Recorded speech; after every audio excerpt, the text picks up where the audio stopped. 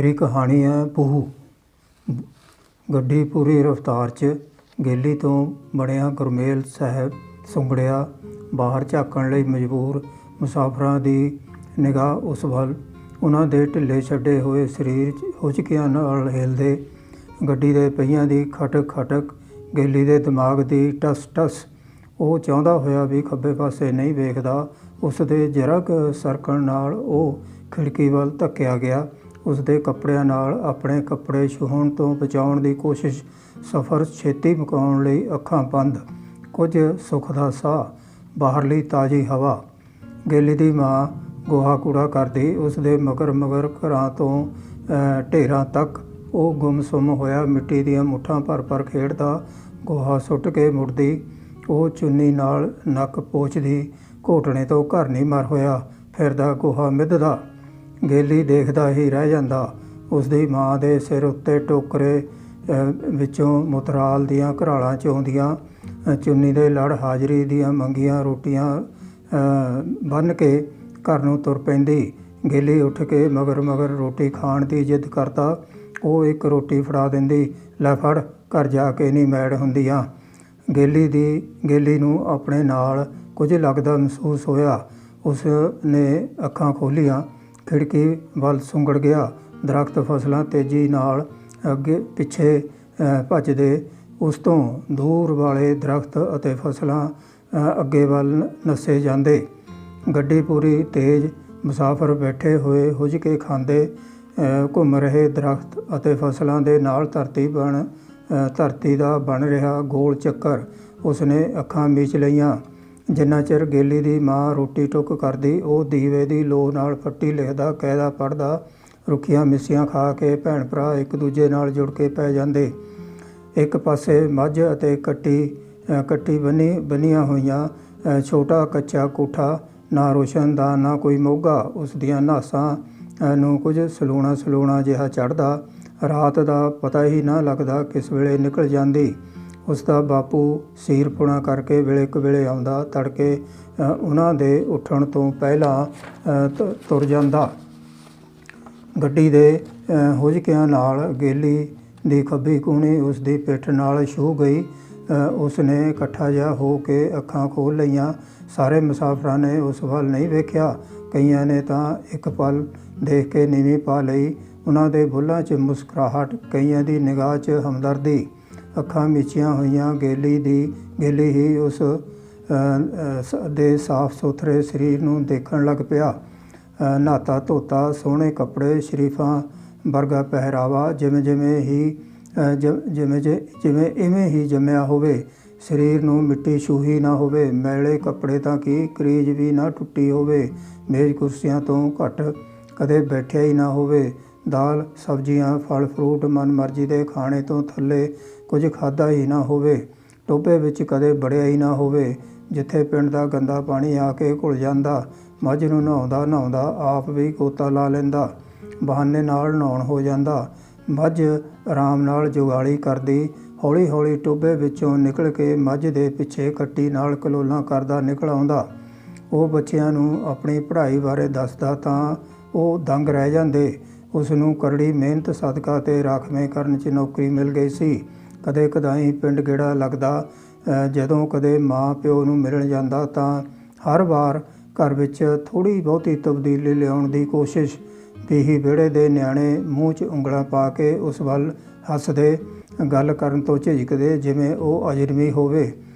ਕੱਚੇ ਵਿਹੜੇ ਵਿੱਚ ਉਸ ਨੇ ਇੱਟਾਂ ਲਵਾ ਦਿੱਤੀਆਂ। ਆਉਂਦੀ ਵਾਰੀ ਨਲਕਾ ਲਵਾ ਦਿੱਤਾ। ਹੌਲੀ ਹੌਲੀ ਮਾਂ ਪਿਓ ਵੀ ਜਿੱਲਣ ਵਿੱਚੋਂ ਉੱਠਣ ਲਈ ਹੰਭਲਾ ਮਾਰਨ ਲੱਗੇ।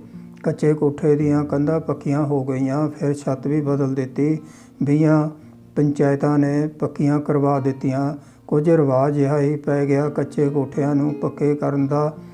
ਪਰ ਕੁਝ ਸਮਾਂ ਬੀਤਣ ਤੋਂ ਪੱਕੀਆਂ ਬੀਹੀਆਂ ਕੂੜੇ ਕਰਕਟ ਨਾਲ ਲਿਬੜ ਕੇ ਖਰਾਬ ਹੋ ਗਈਆਂ, ਚਲੇ ਬਣ ਗਏ।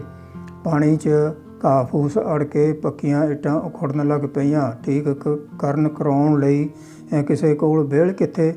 ਦਿਹਾੜੀ ਕਰਨ ਵਾਲੇ ਦਿਹਾੜੀ ਨਾ ਤੋੜਦੇ। ਸੀਰਪੁਣਾ ਕਰਨ ਵਾਲਿਆਂ ਨੂੰ ਮਾਲਕ ਨਾ ਛੱਡਦੇ। ਜਨਾਨੀਆਂ ਅਤੇ ਨਿਆਣੇ ਨਿੱਕੇ ਨਿਆਣੇ ਨਿੱਕੇ ਡੰਗਰਾਂ ਲਈ ਕੱਖ ਕੰਡੇ ਦਾ ਹੀਲਾ ਕਰਨ ਤੁਰ ਜਾਂਦੇ ਅਤੇ ਬਾੜਾਂ ਨਾਲੋਂ ਡੱਕੇ ਤੋੜ ਕੇ ਇੰਨਣ ਇਕੱਠਾ ਕਰਦਿਆਂ ਹਨੇਰੇ ਹੋਏ ਮੁੜਦੇ। ਬੀਹ ਦੀ ਸਿੱਲ ਨੱਕ ਨੂੰ ਚੜ੍ਹਦੀ। ਗੱਡੀ ਹੌਲੀ ਹੌਲੀ ਰੁਕਣੀ ਸ਼ੁਰੂ ਹੋ ਗਈ। ਕੋਈ ਸਟੇਸ਼ਨ ਨਹੀਂ, ਸ਼ਹਿਰੋਂ ਬਾਹਰ ਨੀਵੀਂ ਆਬਾਦੀ। ਗੱਡੀ ਰੁਕ ਗਈ। ਕਈ ਜਣੇ ਗੱਡੀ ਤੋਂ ਹੇਠਾਂ ਉਤਰਨ ਲੱਗ ਪਏ। ਕਈ ਲੋਹੇ ਦਾ ਡੰਡਾ ਫੜ ਕੇ ਗੱਡੀ ਦੇ ਅਗਲੇ ਅਤੇ ਪਿਛਲੇ ਸਿਰਿਆਂ ਵੱਲ ਦੇਖਣ ਲੱਗੇ। ਪਟੜੀ ਨਾਲ ਕਈ ਪੈਂਟ ਦੀਆਂ ਜੇਬਾਂ ਵਿੱਚ ਹੱਥ ਪਾ ਕੇ ਟਹਿਲਣ ਲੱਗ ਪਏ। ਸੁਸਤਪੁਣਾ ਲਾਉਣ ਲਈ ਕਈਆਂ ਨੇ ਹੇਠਾਂ ਉਤਰ ਕੇ ਸਿਗਰਟਾਂ ਸੁਲਗਾ ਲਈਆਂ। ਲੰਮੇ ਕਸ਼ ਖਿੱਚ ਕੇ ਧੂੰਆਂ ਛੱਡਣ ਲੱਗੇ। ਕਿਸੇ ਨੇ ਕਿਹਾ, ਸਿਗਨਲ ਡਾਊਨ ਨਹੀਂ ਹੋਇਆ? ਭਲਾ ਇੱਥੇ ਖੜੀ ਕਰਨ ਦਾ ਕੀ ਮਤਲਬ? ਕੋਈ ਹੋਰ ਜਣਾ ਬੋਲਿਆ, ਸ਼ੀਸ਼ੇ ਬੰਦ ਕਰ ਲਓ। ਗੱਡੀ ਰੁਕਣ ਸਾਰ ਹੀ ਗੇਲੀ ਆਪਣੇ ਕੱਪੜੇ ਝਾੜਦਾ ਉੱਠ ਕੇ ਬੂਹੇ ਵੱਲ ਆ ਗਿਆ। ਇੱਕ ਪਲ ਖਿੜਕੀ ਲਾਗੇ ਕੈਰੀ ਸੀਟ ਵੱਲ ਦੇਖਿਆ। ਉਸ ਦੀ ਪਿੱਠ ਅੱਧੀ ਸੀਟ ਉੱਤੇ ਪਸਰੀ ਹੋਈ। ਉਸ ਨੂੰ ਆਪਣੇ ਉੱਤੇ ਹੈਰਾਨੀ ਹੋਈ ਕਿ ਉਹ ਅੱਧੀ ਸੀਟ ਨਾਲੋਂ ਵੀ ਘੱਟ ਸੀਟ ਉੱਤੇ ਕਿਵੇਂ ਸੁੰਗੜਿਆ ਬੈਠਾ ਰਿਹਾ। ਖੱਬੇ ਪਾਸੇ ਤੋਂ ਆਪਣੇ ਕੱਪੜੇ ਫੇਰ ਝਾੜੇ। ਕੱਪੜਿਆਂ ਨਾਲੋਂ ਕੁਝ ਵੀ ਨਹੀਂ ਝੜਿਆ। ਹੋਰ ਤਸੱਲੀ ਲਈ ਇੱਕ ਨਜ਼ਰ ਪੈਂਟ ਉੱਪਰ ਸੁੱਟੀ। ਪਹਿਲਾਂ ਨਾਲੋਂ ਮੈਲੇ ਦਾਗਾਂ ਵਾਲੇ ਦਿਸੇ।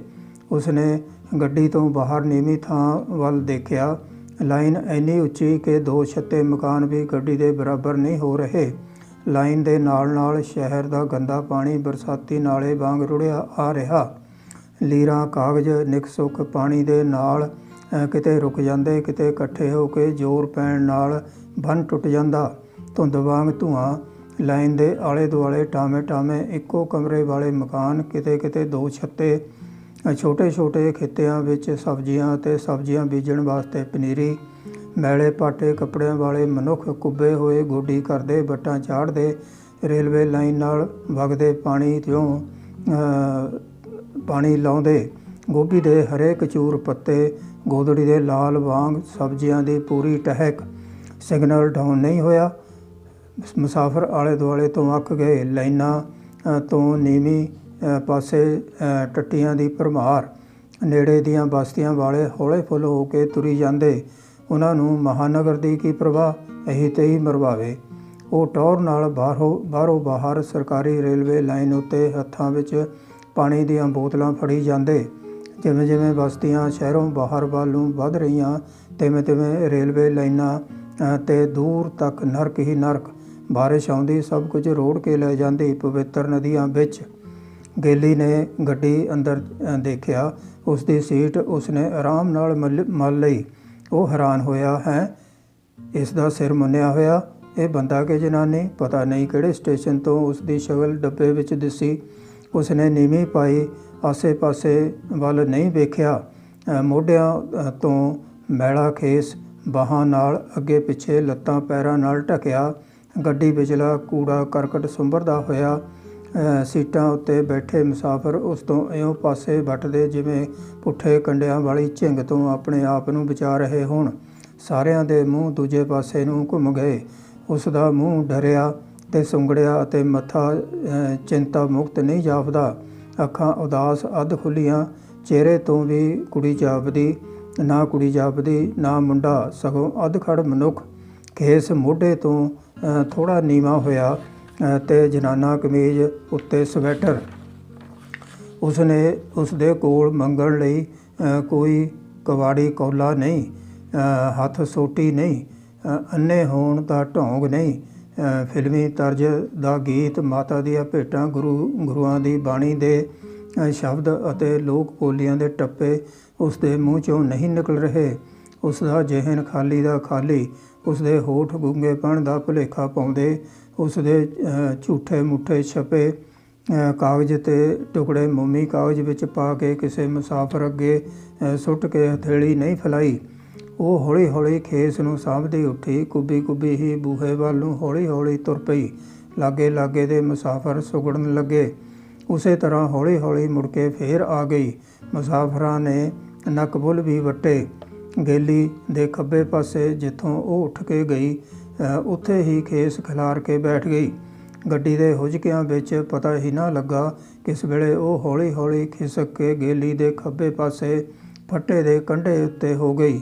ਗੋਡਿਆਂ ਉੱਤੇ ਕੂਹਣੀਆਂ ਰੱਖ ਕੇ ਅੱਗੇ ਨੂੰ ਸਿਰ ਝੁਕਾਈ ਉਹ ਬਹੁਤ ਔਖੀ ਬੈਠੀ ਹੋਈ। ਜਿਵੇਂ ਹੀ ਉਸਨੇ ਆਪਣੀ ਪਿੱਠ ਫੱਟੇ ਦੇ ਕੰਢੇ ਤੋਂ ਗੇਲੀ ਵੱਲ ਕੀਤੀ, ਉਹ ਕੰਬ ਕੇ ਖਿੜਕੀ ਵੱਲ ਹੋ ਗਿਆ। ਮੁਸਾਫਰ ਚੋਰ ਅੱਖ ਨਾਲ ਗੇਲੀ ਵੱਲ ਦੇਖ ਕੇ ਮੁਸਕਰਾਏ। ਉਸਦੀ ਥਾਂ ਬੂਹੇ ਲਾਗੇ ਫਰਸ਼ ਉੱਤੇ, ਲੈਟਰੀਨ ਦੇ ਬੂਹਿਆਂ ਵਿਚਕਾਰ, ਜਿੱਥੇ ਦੂਜੇ ਡੱਬੇ ਨੂੰ ਜੋੜਦਾ ਹੋਇਆ ਫੱਟਾ। ਮੁਸਾਫਰ ਲੈਟਰੀਨ 'ਚ ਜਾਂਦੇ ਬੂਹਾ ਖੁੱਲ੍ਹਾ ਛੱਡ ਕੇ ਛੇਤੀ ਨਾਲ ਨਿਕਲ ਆਉਂਦੇ। ਉਸ ਵਰਗੇ ਕਈ ਬਿਨਾਂ ਹਿੱਲੇ ਜੁਲੇ ਬੂਹੇ ਦੇ ਨਾਲ ਢੋਹ ਲਾ ਕੇ ਬੈਠੇ ਰਹਿੰਦੇ। ਡੱਬੇ ਦੇ ਵਿਚਕਾਰ ਤਾਂ ਮੰਗਣ ਵਾਲੇ, ਗਾਉਣ ਵਾਲੇ, ਭੱਲੇ ਕਰਾਰੇ, ਰਿਉੜੀਆਂ, ਮੂੰਗਫਲੀਆਂ, ਦੰਦ ਦਾੜ੍ਹਾਂ ਕੱਢਣ ਵਾਲੇ ਵੀ ਨਹੀਂ ਰੁਕਦੇ। ਉਹ ਵੀ ਬੂਹੇ ਲਾਗੇ ਜਾਂ ਲੈਟਰੀਨ ਦੇ ਵਿਚਕਾਰਲੀ ਖਾਲੀ ਥਾਂ ਵਿੱਚ ਖੜ੍ਹ ਕੇ ਅਗਲੇ ਸਟੇਸ਼ਨ ਦਾ ਇੰਤਜ਼ਾਰ ਕਰਦੇ।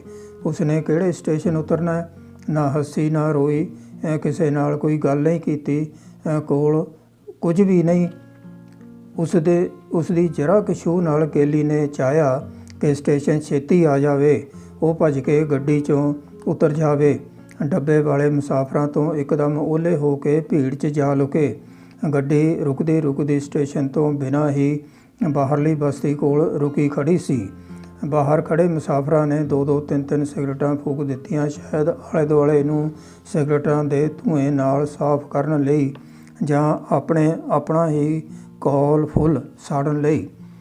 ਉਸ ਨੂੰ ਪਿੰਡ ਗਏ ਜਦੋਂ ਮਰਜ਼ੀ, ਜਦੋਂ ਕੋਈ ਮਿਲਦਾ ਤਾਂ ਦੂਰੋਂ ਹੀ ਆ ਓਏ ਨਲੀ ਚੋਚ ਅਫਸਰਾ, ਕਿੰਨੀ ਕਮਾਈ ਕੀਤੀ, ਕੋਠੀਆਂ ਕਿੰਨੀਆਂ ਨੇ। ਉਹ ਮਜੌਰਾਂ ਵਾਂਗ ਝਾਕਦਾ ਹੀ ਰਹਿ ਜਾਂਦਾ। ਜੇ ਕਿਤੇ ਬਿਹਾਰੀ ਲਾਲ ਜਾਂ ਉਸਦੇ ਟੱਬਰ 'ਚੋਂ ਕੋਈ ਜਣਾ ਮਿਲ ਜਾਂਦਾ ਤਾਂ ਸ਼ਹਿਰ ਦਾ ਹਾਲ ਚਾਲ ਪੁੱਛ ਕੇ ਚਾਹ ਪਾਣੀ ਦੀ ਸੁੱਕੀ ਸੁਲਾਹੀ ਮਾਰਦੇ। ਉਸਨੇ ਬਿਹਾਰੀ ਦੇ ਕਹਿਣ ਤੋਂ ਹਾਸੇ ਵਿੱਚ ਕਹਿ ਦਿੱਤਾ, ਚੱਲ ਅੱਜ ਤੇਰੇ ਘਰੋਂ ਚਾਹ ਪੀਂਦੇ ਆ। ਉਹ ਇੱਕਦਮ ਕਹਿ ਕੇ ਤੁਰਦਾ ਬਣਿਆ, ਫੇਰ ਸਹੀ, ਅੱਜ ਪਿਤਾ ਜੀ ਘਰ ਨੇ। ਉਸ ਨਾਲ ਕੰਮ ਕਰਨ ਵਾਲੇ ਸ਼ਰਮੇ ਗੋਇਲ ਵਗੈਰਾ ਵੀ ਕਦੇ ਆਪਣੇ ਘਰ ਲਿਜਾ ਕੇ ਰਾਜੀ ਨਹੀਂ ਹੋਏ, ਪਰ ਦਫ਼ਤਰਾਂ ਵਿੱਚ ਚਾਹ ਪਾਣੀ ਇਕੱਠੇ ਜ਼ਰੂਰ ਪੀ ਲੈਂਦੇ ਨੇ। ਸਾਰਿਆਂ ਦੇ ਸਾਫ਼ ਸੁਥਰੇ ਕੱਪੜੇ, ਮੇਜ਼ ਕੁਰਸੀਆਂ ਉੱਤੇ ਕਾਗਜ਼ ਪੱਤਰਾਂ ਦੇ ਕੰਮ, ਕਲਮ ਘਸਾਈ ਨਾ ਘਸਾਈ ਇੱਕ ਬਰਾਬਰ, ਰੁਮਾਲਾਂ ਨਾਲ ਪਸੀਨਾ ਪੂੰਝਣਾ, ਸਰਕਾਰੀ ਪੱਖੇ, ਕੂਲਰ ਅਤੇ ਸਰਦੀਆਂ ਲਈ ਹੀਟਰ, ਗਰਮੀ ਸਰਦੀ ਦਾ ਪਤਾ ਹੀ ਨਹੀਂ, ਮਿੱਟੀ ਘੱਟੇ ਦਾ ਨਾਂ ਨਿਸ਼ਾਨ ਨਹੀਂ, ਰਸੋਈ ਲਈ ਨੌਕਰ, ਕੱਪੜੇ ਧੋਣ ਵਾਲੇ ਅਤੇ ਝਾੜੂ ਲਾਉਣ ਲਈ ਅੱਡ, ਫਰਿੱਜ, ਸਕੂਟਰ ਜਾਣੀ ਹਰ ਸਹੂਲਤ। ਗੱਡੀ ਦਾ ਸਿਗਨਲ ਨਹੀਂ ਹੋ ਰਿਹਾ। ਆਊਟਰ ਸਿਗਨਲ ਉੱਤੇ ਰੁਕਿਆਂ ਅੱਧੇ ਘੰਟੇ ਤੋਂ ਵੱਧ ਹੋ ਗਿਆ। ਮੁਸਾਫਰਾਂ 'ਚ ਹਾਲ ਦੁਹਾਈ ਮਚੀ ਹੋਈ। ਜਨਾਨੀਆਂ ਨੱਕ ਉੱਤੇ ਚੁੰਨੀਆਂ ਰੱਖੀ ਬੈਠੀਆਂ, ਉਹ ਬਾਹਰ ਨੂੰ ਨਹੀਂ ਝਾਕਦੀਆਂ। ਬੱਚੇ ਬਿਲਕਦੇ, ਕਈ ਕਹਿੰਦੇ ਸਾਲੇ ਰੋਜ਼ ਇੱਥੇ ਹੀ ਰੋਕਦੇ ਨੇ ਤਾਂ ਕਿ ਰੰਗੀਨ ਦੁਨੀਆ 'ਚ ਜਾਣ ਤੋਂ ਪਹਿਲਾਂ ਖੁਸ਼ਬੂ ਨਾਲ ਸਵਾਗਤ ਹੋ ਸਕੇ। ਗੇਲੀ ਨੇ ਆਪਣੀ ਸੀਟ ਵੱਲ ਦੇਖਿਆ ਤਾਂ ਉਸ ਦੀ ਸੀਟ ਪੂਰੀ ਤਰ੍ਹਾਂ ਬੇਫਿਕਰੀ ਨਾਲ ਮੱਲੀ ਹੋਈ। ਦੁਬਾਰਾ ਸੀਟ ਉੱਤੇ ਬੈਠਣ ਲਈ ਉਸਦੀ ਹਿੰਮਤ ਨਹੀਂ ਪੈ ਰਹੀ। ਉਸਦੀ ਦਾਦੀ ਮਾਂ ਦਾ ਸਿਰ ਮੁੰਨ ਦਿੱਤਾ ਗਿਆ ਸੀ ਜੂਆਂ ਤੇ ਸਿਕਰੀ ਪੈਣ ਕਰਕੇ।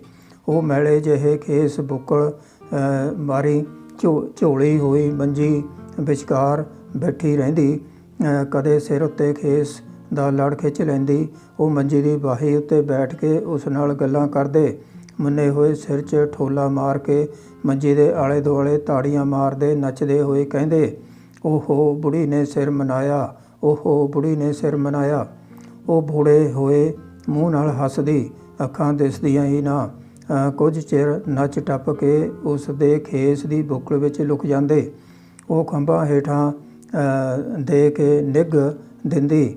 ਗੇਲੀ ਦਾ ਜੀ ਕੀਤਾ ਉਹ ਸੀਟ ਉੱਤੇ ਜਾ ਕੇ ਬੈਠੇ ਅਤੇ ਉਸ ਦਾ ਖੇਸ ਇੱਕ ਪਾਸਿਓਂ ਚੁੱਕ ਕੇ ਮਾਂ ਵਾਲਾ ਨਿੱਘ ਲਵੇ, ਪਰ ਪੈਰ ਪੁੱਟਦਾ ਮੁਸਾਫਰਾਂ ਵੱਲ ਦੇਖ ਕੇ ਝੁੰਝੁਣੀ ਖਾ ਗਿਆ।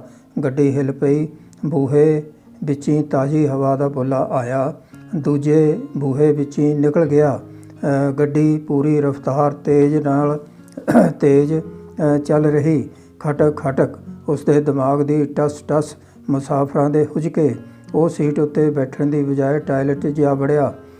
ਚੰਗੀ ਤਰ੍ਹਾਂ ਕੱਪੜੇ ਝਾੜੇ, ਹੱਥ ਧੋਤੇ, ਮੂੰਹ ਉੱਤੇ ਛਿੱਟੇ ਮਾਰੇ, ਕੁਰਲੀ ਕੀਤੀ। ਉਸ ਨੂੰ ਮਹਿਸੂਸ ਹੋਇਆ ਕਿ ਬੂ ਤਾਂ ਅਜੇ ਵੀ ਆ ਰਹੀ ਹੈ। ਚੌਹਾਨ ਇੰਟਰਟੇਨਮੈਂਟ ਤੁਹਾਡਾ ਆਪਣਾ, ਤੁਹਾਡੇ ਲਈ।